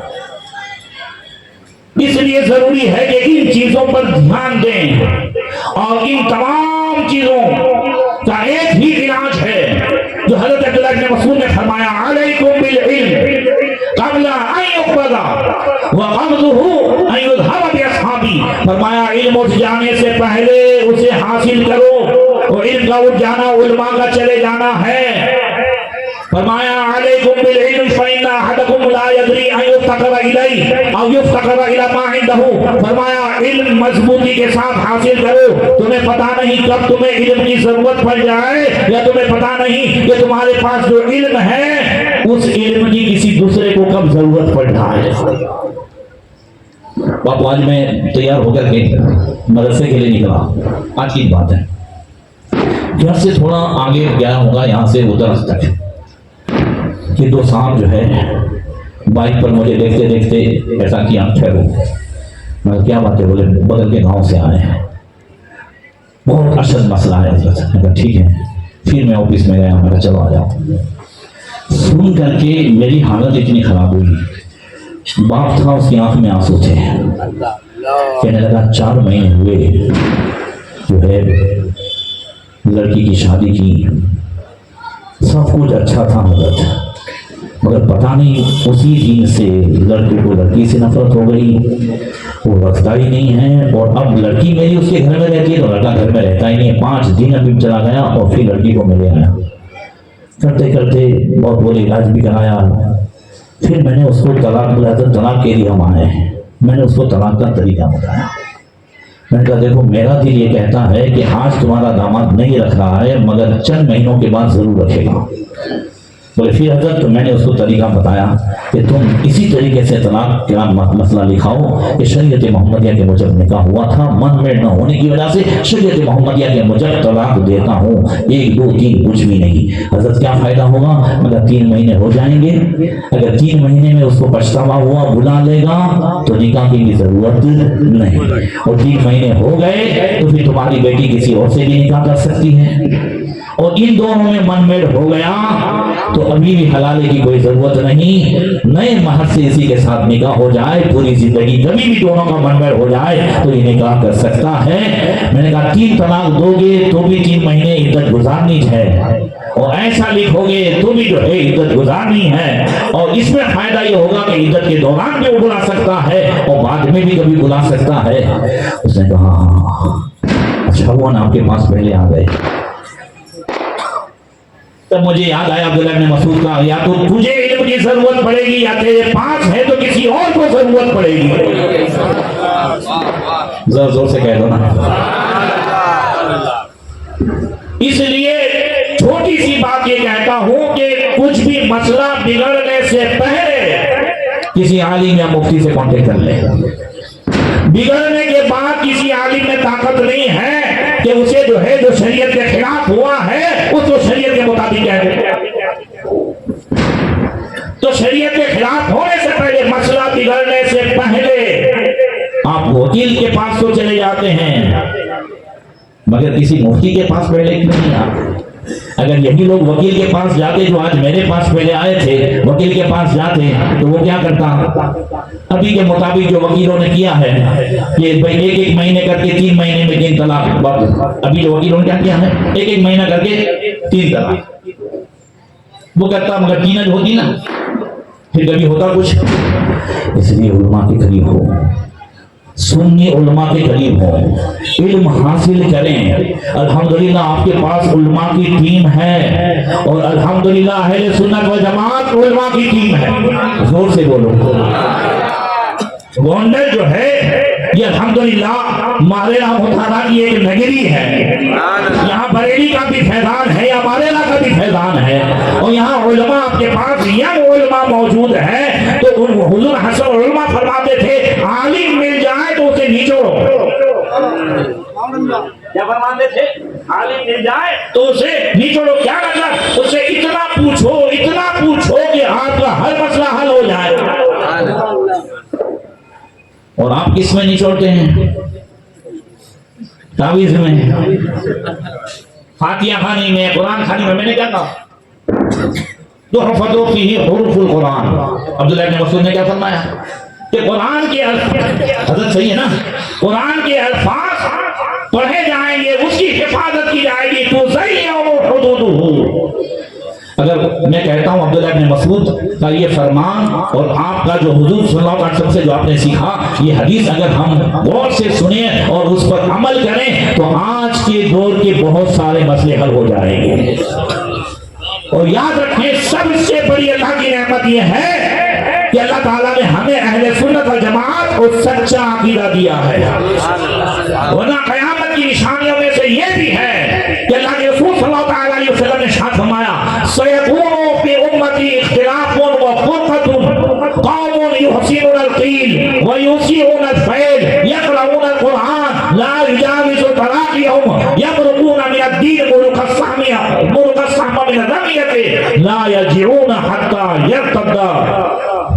अला फूकी, फरमाया अनकरीब मेरी उम्मत में इख्तिलाफ होगा, फिरके होंगे, ऐसे लोग होंगे युहसीनुल क़ील, बातों के बड़े अच्छे होंगे, बातों के बड़े अच्छे होंगे, वयुसीनुल फ़ैल, किरदार के बड़े खतरनाक होंगे।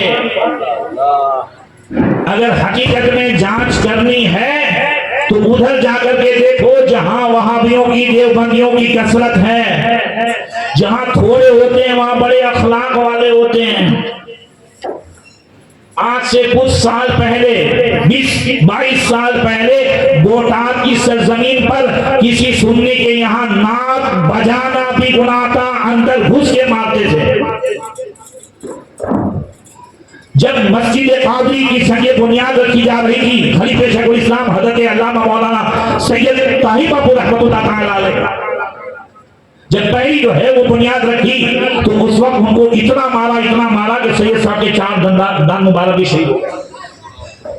मगर हार नहीं मानी और सैयद साहब ने और किला हजरत सैयद दादा बापू ने। आज अल्हम्दुलिल्लाह 6 मस्जिदें अहले सुन्नत व जमात की हो गई। एक मतलब सैयद ताहिर बापू जो है रतनपुर दालम में आए, मेहमान 2 लाख रुपए लूंगा तुझसे। मैंने कहा वापस जरूर दूंगा, अभी बापू फिर दावत तो मेरी कबूल कर।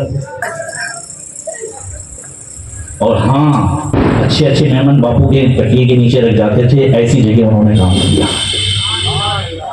मगर बताइए रहा था कि उन सब की बदअखलाकी जो लगे रसूल ने फरमाया कि युहसीनुल क़ील वयुसीनुल फ़ैल, बातें अच्छी करेंगे। और हमारे सुन्नी क्या समझते हैं, खतरनाक अपरेज है, वो कितने अच्छे हैं, अखलाक उनके पास है। जहां वो ज्यादा हो वहां जाकर के देखो अखलाक कितने हैं। तो जहां दब के रहेगा वहां तो हर एक आदमी सही रहेगा। फरमाया अल्लाह के रसूल ने क्या कुरान ला युजाविज़ु तराक़ियहुम, कुरान बड़ा अच्छा पढ़ेंगे, कुरान हल्क के नीचे नहीं उतरेगा। या मुर्कुना मिनद्दीन मुर्का सहम मिन रमिया, हाँ दीन से ऐसे निकल जाएंगे और वापस नहीं पलटेंगे जब तक कि निकला हुआ तीर वापस नहीं आता, ये भी दीन में वापस नहीं आएंगे। देखो आज 56-57 इस्लामी ममालिक कहे जाते हैं। और अभी पिछले जुमे का खुतबा काबे के इमाम अब्दुल रहमान बिन सुदैस का देखो, क्या कहा है उसने पिछले जुमे में क्या कहा है उसने खुतबे में। पैलेस्टाइन की लड़ाई एक फितना है, मुसलमानों को दूर रहना चाहिए, अपने हुकाम का साथ देना चाहिए। देखो है हर एक के मोबाइल में मौजूद है। अभी इस जुमे का खुतबा है उसका। इधर अल्लाह के रसूल सल्लल्लाहु अलैहि वसल्लम की हदीस सुने जो क़यामत के ताल्लुक से, जोर से बुलंद आवाज से फरमाया, ला तक़ुमु स्साअह हत्ता युक़ातिलल मुस्लिमून अल यहूद फयक़्तुलुहुमुल मुस्लिमून हत्ता यख्तबिय यहूदी मिन वराए हजर व शजर फयक़ूलुल हजर व शजर या मुस्लिम या अब्दुल्लाह हाज़ा यहूदी मिन खल्फ़ी ताल फ़क़्तुलहु। जोर से कह दो, मैं इसको पढ़ता हूं तो बड़ा झूम जाता हूं। ताल फ़क़्तुलहु, अल्लाह के रसूल ने फरमाया उस वक्त तक क़यामत कायम नहीं होगी जब तक कि तुम्हारी यानी मुसलमानों की यहूदियों से जंग होगी और यहूदी भागते फिरेंगे, यहाँ तक के पत्थरों के पीछे छुपेंगे, दरख्तों के पीछे छुपेंगे। जिस दरख्त या पत्थर के पीछे छुपे होंगे वो यहूदी तो जो है दरख्त या पत्थर उस मुसलमान मुजाहिद को बुला के कहेगा, या मुस्लिम या अब्दुल्लाह हाज़ा यहूदी मिन खल्फ़ी, ये मेरे पीछे यहूदी छुपा है। ताल फ़क़्तुलहु, आ जा इसको कत्ल कर।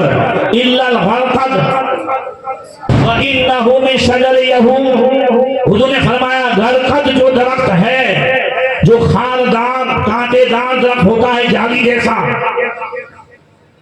इसी वजह से जन्नतुल बकी को कहते हैं बकी गरक़द। उस जमाने में जब मदीने में यहूदी ज्यादा बसे थे, यहूदी सबसे ज्यादा इस दरख्त को हर जगह उगाते हैं। इस दरख्त को यहूदी दरख्त कहा जाता है। और मुफ्ती अहमद खान साहब ने लिखा है कि कुछ यहूदी तो उसकी पूजा भी करते हैं दरख्त की। वो जो है इनको आसरा देगा। तो बकी जन्नतुल बकी में उस जमाने में ये दरख्त बहुत ज्यादा थे, इस वजह से उस जगह का नाम ही हो गया बकी गरक़द। अब नहीं है वो दरख्त वहां पे। अब तो अल्हम्दुलिल्लाह 10,000 सहाबा हैं, अहले बैत हैं, उस्मान गनी हैं, खातून जन्नत है, इमाम ज़ैनुल आबिदीन है, इमाम हसन मुज्तबा है, इमाम मोहम्मद बाक़िर है, इमाम जाफर सादिक है, इमाम मालिक है। अब एक से एक हीरे वहां पर आराम फरमा है। अल्लाह उनके सदक़े में हमारी मग़फ़िरत फरमाए। तो आज ये कह रहा था कि हाँ ये होगा, और अभी जो हो रहा है मुसलमानों पे जुल्म ये भी होगा, मगर अभी अच्छे दिन इतने जल्दी नहीं आएंगे। अब्दुल्लाह बिन हवाला रज़ियल्लाहु ताला अन्हु सहाबी रसूल हैं। हुजूर ने बहुत सारी बातें बयान फरमाई, फिर कह गए सुम्मा वज़ा यदहु अला रासी, फिर हुजूर ने जो है प्यार से अपना हाथ हज़रत अब्दुल्लाह बिन हवाला कहते हैं मेरे सर पे रखा। मैं बहुत घबरा गया था ये हालात सुन करके कि ऐसा होगा ऐसा होगा। फिर हुजूर ने सर पे हाथ रखे कहा या इब्न हवाला, उसने फरमाया हाँ हाँ ला तक़ुमुस्सा हत्ता राइतल खिलाफत नज़लत अल अर्दल मुक़द्दसा। फरमाया उस वक्त तक क़यामत कायम नहीं होगी जब तक तुम ये ना देख लो कि खिलाफत राजधानी बैतुल मुक़द्दस में मुसलमानों की हो गई है। जोर से कह दो हाँ हाँ। अभी जैसे अलग अलग राजधानी है, वो अब ऐसा जमाना आएगा कि बैतुल मुक़द्दस, वो बैतुल मुक़द्दस जो नबी करीम सल्लल्लाहु ताला अलैहि वसल्लम के मेराज की सरजमीन है, अंबिया की सरजमीन है, और हाँ इस्लाम की तीसरी मस्जिद है। अल्लाह के रसूल ने फरमाया सुलेमान अलैहिस्सलाम ने जब इसे बनाया और फिर फारिग हुए तो उन्होंने दुआ की अल्लाह इसमें जो भी आ जाए खरजत मिन ज़ुनुबी का यौमिन वलदतु उम्मुहु ला यनज़उ इल्ला युसल्ली फिहा, यहाँ आने वाला नमाज की नीयत से आए तो ए अल्लाह जब वापस निकले बैतुल मुक़द्दस से तो ऐसे निकले जैसे आज ही माँ के पेट से पैदा हुआ है, वैसे गुनाहों से पाक साफ हो जाए। मुस्तफा ने फरमाया मुझे उम्मीद है कि सुलेमान अलैहिस्सलाम की दुआ कबूल हो गई है। बैतुल मुक़द्दस जो शुरू से यहूदियों ने हथियाने की कोशिश की, ईसाइयों ने कई मरतबा वहां से इनको निकाला। हजरत उमर फारूक आज़म रज़ियल्लाहु ताला अन्हु के जमाने में हजरत उमर के दीदार ही से फतेह हुआ बुलंद आवाज से। 4 महीने तक मुहासरा हुआ था बैतुल मुक़द्दस का, मगर उसके जो है पादरी एक दिन चढ़े मुसलमानों से कहने लगे मुसलमानों कयामत तक यहाँ पे हमारा मुहासरा करके रहो, बैतुल मुक़द्दस फतेह नहीं होगा। हाँ तुम्हारा एक दुर्वेश बादशाह है ना, वो अगर आ जाए तो बगैर लड़ाई के फतेह हो जाएगा। अमीरुल उम्मत अबू उबैदा में जगह को सामने किया, बोले ये नहीं है। तो हजरत अमीरुल उम्मत को याद आया वो दुर्वेश बादशाह तो मदीने में है। हजरत उमर को खत लिखा, हजरत उमर ने मौलाए कायनात से पूछा, हजरत मौलाए कायनात ने कहा जरूर जाना चाहिए। हजरत उमर चले एक गुलाम के साथ, कभी हजरत उमर बैठते थे कभी इसे बिठाते थे, और फिर जब ये बैठना था तो हजरत उमर नकील पकड़ के चलते थे, और जब सीरिया में अंदर दाखिल होने की बारी आई तो इत्तेफाक से बारी जो है ये गुलाम की थी। उसने कहा अमीरुल मोमिनीन अब तो सब देखेंगे क्या कुछ भी हो, बात वही है, अपना वादा हो चुका है, अब बारी है तो तेरी बारी है। ईसाइयों ने कभी ऐसा नहीं देखा था कि कोई बादशाह भी जो है नकील पकड़ के चल रहा हो। जब गए और शानदार इस्तेकबाल वो मैं शोर में बताता हूँ, और हजरत उमर जब सामने गए जाने लगे थे ना, तो अमीरुल उम्मत अबू उबैदा में जरा ने कहा अमीरुल मोमिनीन लोग आपके नाम से डर रहे हैं, और आपने कपड़ा पहना है जो जुब्बा पहना है उसमें 14 ठिगड़े थे। कितने थे? जो जुब्बा पहना था 14 ठिगड़े थे। अमीरुल मोमिनीन अच्छा लिबास पहन ले, ऊंट पे नहीं घोड़े पे सवार हो जाए, अच्छे घोड़े हमारे पास। हजरत उमर फारूक आज़म ने अच्छा लिबास पहना, अमीरुल उम्मत की बहुत इज्जत करते थे। हुजूर ने कहा था अमीन हाजिर उम्मा अबू उबैदा, तो थोड़ा आगे बढ़े वापस आए, तो अबू उबैदा तुम्हारा लिबास लो, तुम्हारा घोड़ा लो, मुझे मेरा जो है ऊंट दे दो, मेरा लिबास दे दो। अमीरुल मोमिनीन क्या हुआ? कहा अभी अभी उम्मत के नफ्स ने कहा बहुत अच्छा लगता है। ला ला ला तो मुझे हदीस याद आई, अल्लाह के रसूल ने फरमाया जिसके दिल में एक राय के दाने के बराबर तकब्बुर होगा जन्नत में नहीं जाएगा। लिहाजा जो है इसका अंदाज नहीं है, बस मुझे मेरा लिबास दो। ये 14 छीने वाला लिबास पहन करके जब गए तो पादरी का मामा ने कहा, बदरी का मामा ने, अरे देखते क्या हो, यही मोहम्मद इब्ने अब्दुल्ला के सहाबी हैं जिनका जिक्र तौरात में है। हाँ हाँ, दरवाजे खोल दो। हजरत उमर के दीदार ही से बैतुल मुक़द्दस के दरवाजे खोल दिए गए। मगर पेट में दुखा है कुछ लोगों को। सोमवार का दिन था जब बैतुल मुक़द्दस फतेह हुआ। उन्होंने कहा दरवाजे हम खुले रखेंगे, आप तशरीफ कब लाएंगे, यहाँ कब नमाज पढ़ेंगे बैतुल मुक़द्दस में। हज़रत उमर फारूक आज़म ने कहा जुमा के दिन हम आएंगे, जुमा की नमाज करेंगे। तो फिर दरवाजे, तो वो बैतुल मुक़द्दस की ईसाई कहते हैं हमें मुसलमानों की ज़बान पे भरोसा है, हम दरवाजे खुले रखेंगे। मगर कुछ जो फसादी थे उन्होंने कहा कि एक आदमी के देखने पर और कुछ पादरियों के कहने पर बैतुल मुक़द्दस को हवाले कर देना अक्लमंदी नहीं है। मुसलमानों का कुछ नुकसान होना चाहिए, इनका कुछ खून नहीं मारा, हमने पूरा शहर को जो है दे दिया। तो लोगों ने कहा कि जुमा में आते हैं, एक मीटिंग हुई थी फसादियों की, बोले जुमा में आते हैं, जब सजदे में होंगे तो अपने सबको एक साथ उड़ा देंगे। तो अबू जईद नामी रूमी जो जासूस था मुसलमानों में आता जाता था, कहने लगा तुम्हें मालूम नहीं है ये मुसलमान धोखा देते भी नहीं है, धोखा खाते भी नहीं है। हमने अभी यहाँ प्लान किया होगा कि जुमा में इनको मारेंगे, इससे पहले तो इनके अल्लाह इनको बता देता है। जोर से बोले तो फिर करना क्या है, इनका नुकसान तो करना है। तो हमारे पादरियों ने जबान दे दी है, अब क्या करना है। तो अबू जईद रूमी कहता है एक काम हो सकता है, जुमा के दिन ये लोग आने वाले हैं, 47,000 का लश्कर है और उसमें भी जो है एक से एक नौजवान है। एक काम करो, बैतुल मुक़द्दस का सारा बाजार सजा दो, रेशमी कपड़ों से, हीरे से, जवाहिरात से, सोने चांदी से, सारे सिपाहियों को जो है गायब कर दो और नीम ओलिया पहन करके लड़कियों को वहां रख दो। ऐसी लड़कियां जिन्होंने आधे आधे कपड़े पहने हों, ये जवान हैं, उनमें से कोई भी हाथ बढ़ाएगा, कुछ भी करेगा तो हम कहेंगे तुमने जो है वादा खिलाफी की है, हमने तुम्हारे लिए सब कुछ खोल दिया मगर तुमने हाथ बढ़ाया, तुमने कुछ भी गलत काम किया, ये करके हम हमला कर देंगे। इस प्लान के मुताबिक सारा बाजार सज गया, सब कुछ हो गया। हज़रत उमर लश्कर लेकर के जब जैसे ही दरवाजे पर पहुंचे, नजर पड़ी तो फौरन बोल करके कहा मुसलमानों कुरान पर अमल करो, कुल्लिल मुमिनीन यगुद्दू मिन अब्सारिहिम व यहफज़ू फुरूजहुम। ईमान वालों, ईमान का इम्तिहान है, अपनी निगाहों को नीची रखो। 47,000 का लश्कर, तारीख गवाह है, पूरा लश्कर बैतुल मुक़द्दस के दरवाजे तक और बैतुल मुक़द्दस की मस्जिद में चला गया। मगर बाजार में न किसी सहाबी ने न जो है चांदी को देखा, न सोने को देखा, न हीरे जवाहिरात को देखा, न उन खूबसूरत और हसीना लड़कियों को देखा। सब पहुंच गए और सबकी निगाहें नीची थी और ये कहते हुए पहुंचे कि तेरे कदमों में जो है गैर कामों क्या देखे, कौन नजरों में सचे देखे तलवा तेरा।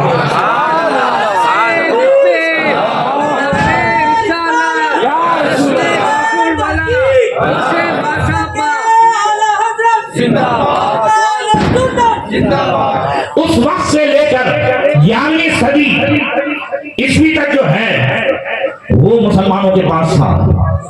फिर इन ईसाइयों ने किसी भी तरीके से हमला कर लिया और वो जमाना था हुजूर गौसे पाक रज़ियल्लाहु ताला अन्हु का। जोर से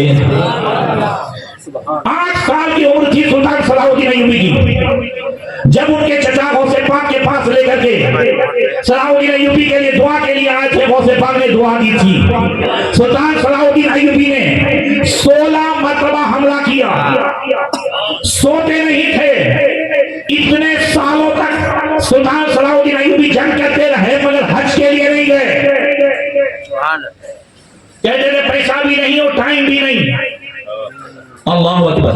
और फिर सुल्तान सलाहुद्दीन अय्यूबी, सुल्तान नूरुद्दीन जंगी ने पहले ही से मिंबर बना के रखा था कि एक न एक दिन मुसलमान इस पर जो है बैतुल मुक़द्दस में खुतबा देंगे।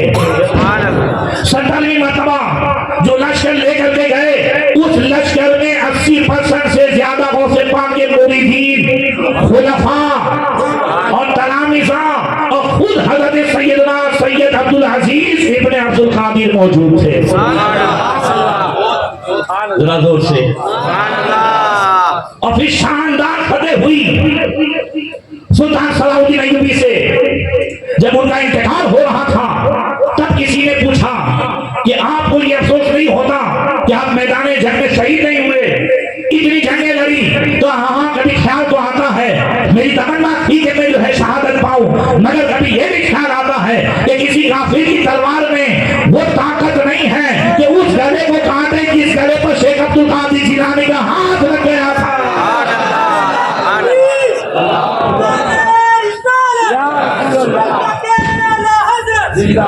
क्या दबे जिस पे हिमायत का हो पंजा तेरा, शेर को खतरे में लाता नहीं कुत्ता तेरा।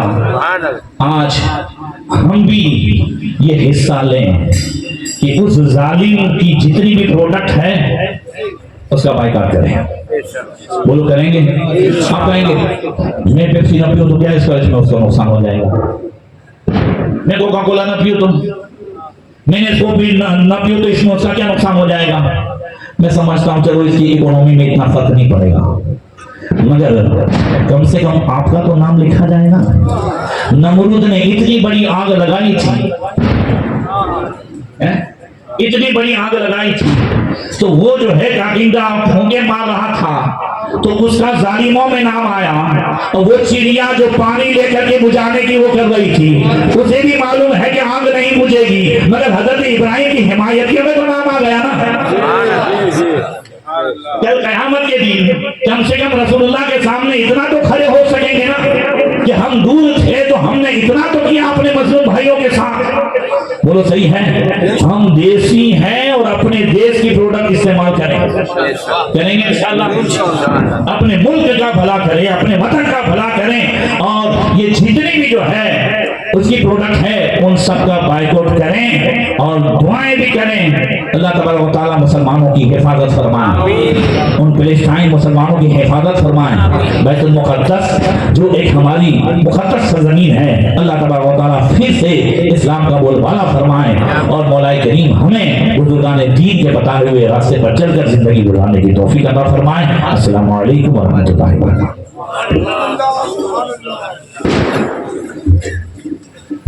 तशरीफ से खड़े बैठे रहे।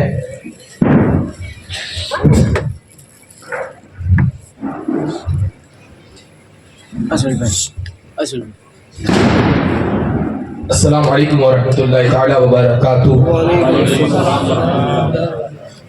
आप सबको सबसे पहले सज्जाद दरबार मां साहिबा रहमतुल्लाह अलैहा की तरफ से उर्स मां साहिबा को मुबारक हो, और खास करके सज्जाद के दरबार मां साहिबा की तरफ से हमारे खुसूसी मेहमान उस्ताजुल उलमा खलीफाए हुजूर अमीन मिल्लत व हुजूर ताजुश शरिया और गोंडल के उलमा अहले सुन्नत के सरपरस्त हजरत मुफ्ती अशरफ साहब मद्दजिल्लुहाली, अल्लाह तबारक तआला इन्हें उम्र खिज़री अता फरमाए, इनकी सेहत में बरकतें अता फरमाए, अल्लाह ताला बदनज़र से महफूज रखे। खड़ा इसलिए हुआ हूँ कि आपको ये कबूतर याद है? याद है कि भूल गए? 1 साल हुए निस्बत वाली चीज।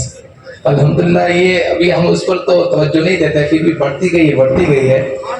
तो उस वक्त एक चीज बाकी रह गई थी, काफी बात का अफसोस हुआ था, मगर अल्हम्दुलिल्लाह 1 साल के बाद वही दिन वही सब उसका वही मौका। बात ये है ये थी कि हमने दूल्हे 2 बनाए थे, हमारे मशाइख के समय से 2 दूल्हे बने थे, और इनके दरमियान एक चिराग भी तो था, मुफ्ती साहब भी तो थे। तो हुआ यूं था कि जिस तरह प्रोग्राम के मुताबिक थी 2 चीजें, तीसरी चीज थी नहीं। इनका इंशाअल्लाह ताला मौका मिलेगा तो ये भी करेंगे, तो आज मौका मिल गया है। हाँ, तो मैं सैयद मोहम्मद हुसैन बाबा, सैयद मुस्तफ़ा बाबा और सैयद शबीर बाबू को बुलाता हूँ कि वो स्टेज पर तशरीफ लाए, अगर इर्द गिर्द हो, और सैयद रफीक बाबू, सैयद हुसैन बाबा, सैयद बशीरुद्दीन बाबा, हुसैन मियां बाबू तशरीफ लाए, इधर आए।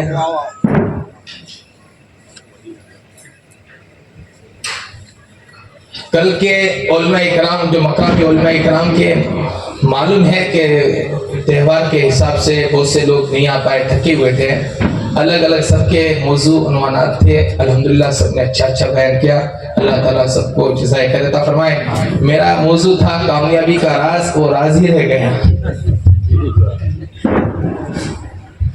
तो इंशाअल्लाह ताला अभी कभी मौका मिलेगा तो इस पर गुफ्तगू होगी। मैं सईद हुसैन नवाब, सईद बशीर नवाब और मुस्तफा बाबू को कहता हूँ कि वो आए और हजरत को दूल्हा बनाए। सुनो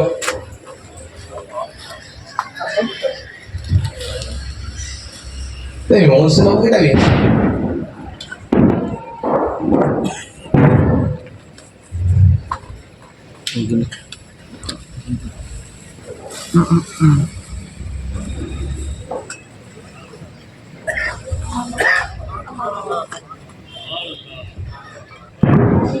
नारे तकबीर, अल्लाहू अकबर, नारे रिसालत, या रसूल अल्लाह, अहले सुन्नत जिंदाबाद।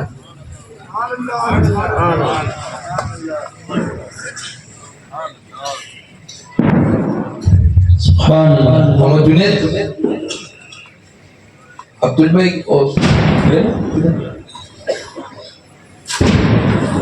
नारे तकबीर। नारा नहीं लगा, आप भी सो रहे थे क्या? नारा नहीं लगा? नारे तकबीर, नारे रिसालत, नारे हैदरी, मसलके आला हजरत, नारे तकबीर, नारे रिसालत।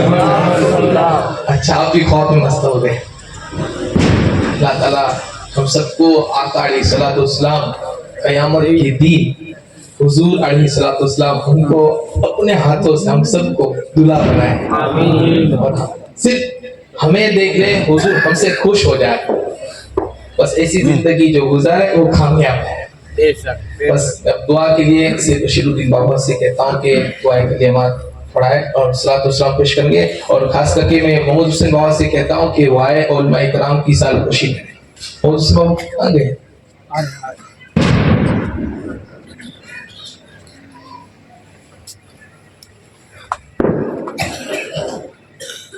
उसको शबीर बाबू चलो खास ये दुआ कीजिए जिसका अल्हम्दुलिल्लाह चारों भाइयों मिलकर अल्हम्दुलिल्लाह और उसको अल्हम्दुलिल्लाह करते हैं। और ये कितना फिक्रों का दौर है कि एक घर में चार भाई, और ये बड़ा इंतजाम रहता है। अल्हम्दुलिल्लाह मोहब्बतों के साथ करते हैं। छोटे छोटे मसले रहते हैं, फिर भी अल्हम्दुलिल्लाह दुआ कीजिए अल्लाह ताला हमारे ये मोहब्बत सलामत रखें। अल्हम्दुलिल्लाह आज भी कोई मसला रहता है, मामा है कि कोई के लड़के हैं, सबको मिलकर रहते हैं। अल्हम्दुलिल्लाह हमारी मोहब्बतों को सलामत रखें, खास ये दुआ कीजिएगा। और इंशाअल्लाह तबारक ताला हमेशा हमारे नस्लें, हमारे बच्चे आका अलैहिस्सलातु वस्सलाम के वसीले से सय्यदा पाक की खिदमत करती रहें। और दुआ करते हैं कि अल्लाह तबारक ताला इस शहर को आबाद रखें, सलामत रखें। और गुज़िश्ता साल हमारे पीर और मुर्शिद ने कहा था कि ये गोंडल शहर है वो हुजूर गोस पाक ने मेरे अब्बा अहसनुल उलमा को तोहफे में दिया था। और अल्हम्दुलिल्लाह इस शहर की बहुत सी बरकतें हैं। और हुजूर गोस पाक के गुलाम थे और आपके खास मुरीद और खास खलीफा हजरत अली हीदी, इनका नाम सुनकर है ना, इनका नाम लिख ले घर में खटमल नहीं आता है। तो मुझे किसी ने पूछा कि गोंडल में वाहबी केम નથી આવતો? મેં કીધું અલી હીતી નો નામ લખી લે છે, અહીંયા ખટમલ નથી આવતા। ગુલામ છે ને તો અહીંયા જેટલા છે ને હુજુર ગોસ પાકના ગુલામ જ છે, તો ક્યાંથી ખટમલ આવી શકે? हाँ, ये तो कभी खटमल नहीं आएंगे, कभी भी नहीं आएंगे इंशाअल्लाह। क्यों? क्योंकि ये गौसे पाक का शहर है अल्हम्दुलिल्लाह और हम उसके साकिनीन हैं।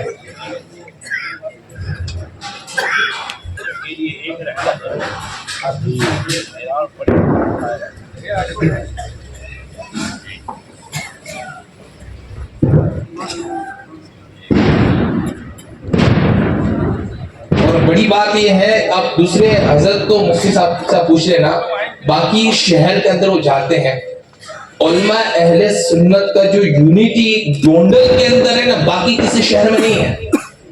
अल्हम्दुलिल्लाह ये बुजुर्गों का करम है। और कल एक साथ एक मंच में अलग अलग टॉपिक उन्वार पर उन्होंने क्या क्या बयान किए। बड़ी अफसोस की बात, मैं तो ये नहीं कहता हूँ कुछ काम काज की वजह से, अगर वरना बहुत से लोग आते तो काफी फायदा होता और उलमा को भी होता, मकामी उलमा इकराम को कि नहीं माशाअल्लाह। फिर भी कल का जलसा, पहले दिन का जलसा और आज का जलसा, अल्लाह तबारक तआला जलसे में जितने भी लोग शामिल हुए हैं और कोई किसी वजह से शामिल नहीं हो सकता है, सबके लिए दुआ करते हैं अल्लाह ताला हम सबकी मग़फ़िरत फरमाए और आका अलैहिस्सलाम के उस हसना पर चलने की तौफीक अता फरमाए।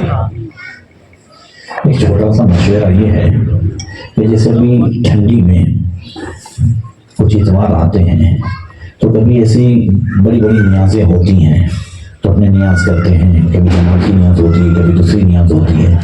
तो उसका बेहतर तरीका यह है कि कभी ऐसी जगह या किसी दूसरी जगह जो बड़ी जगह हो, ज़ोहर की नमाज से लेकर ईशा की नमाज तक एक कादरी इज्तिमा होना चाहिए जिसमें मुंदरके सारे मकामी उलमा, वो अलग अलग मौजू भी हो, इस्लाही मौजू भी हो, नमाज का प्रैक्टिकल तरीका भी हो, वजू का भी प्रैक्टिकल तरीका हो, कुछ मसाइल हो, इस तरीके से।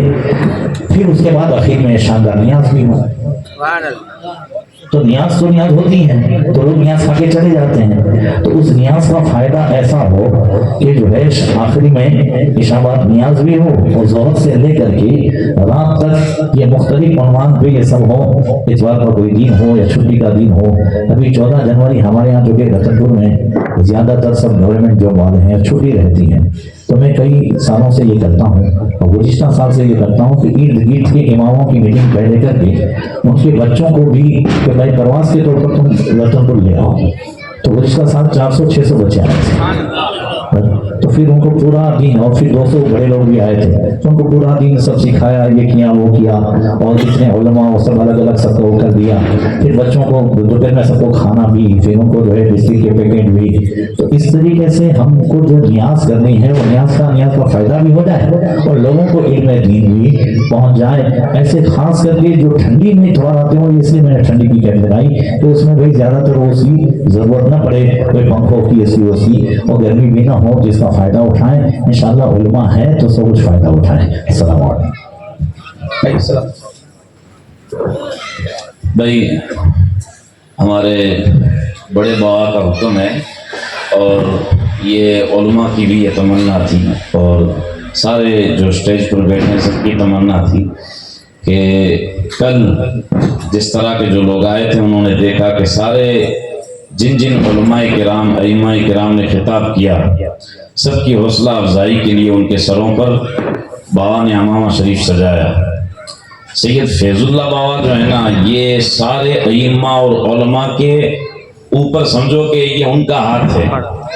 ये उलमाए किराम का हेडिंग जो है वो पूरा बाबा करते हैं और हर साल, जैसा कि मैंने कल भी तकरीर के अंदर कहा था कि यहाँ उर्स की महफिल के अंदर औरतें आती हैं तो बाकायदा दीन सीख करके जाती है, उसका इंतजाम भी बाबा करते हैं। तो और भी शहर के अंदर जब भी कोई दीनी मसला होता है तो सबसे पहले उस मसले पर उभारने वाला कोई बंदा है तो सैयद फैजुल्लाह बाबा काज़मी वल कादरी की जात है। तो इस लिहाज से बापू जो है वो अमामा शरीफ ले आए हैं। मैं मुफ्ती साहब किबला से गुजारिश करूंगा कि हमारे सैयद फैजुल्लाह बाबा काज़मी वल कादरी के सर पर अपने मुबारक हाथों से अमामा शरीफ सजाएं और साथ ही साथ मैं सैयद शबीर बापू से गुजारिश करूंगा और सैयद मोहम्मद हुसैन बापू से गुजारिश करूंगा और सैयद मुस्तफ़ा बापू से गुजारिश करूंगा कि बाबा की गुलपोशी फरमाए। नारे तकबीर, नारे रिसालत, नारे हैदरी, नारे हैदरी, आले नबी औलादे अली, सैयद फैजुल्लाह बाबा काज़मी वल कादरी, उलमाए अहले सुन्नत, मसलके आला हजरत, नारे तकबीर, नारे रिसालत, नारे हैदरी। सुभान अल्लाह, सुभान अल्लाह। नारे तकबीर, नारे रिसालत, नारे हैदरी।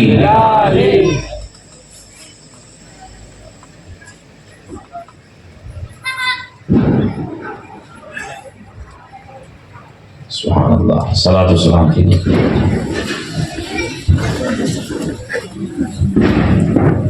काबे के बदरो दुजा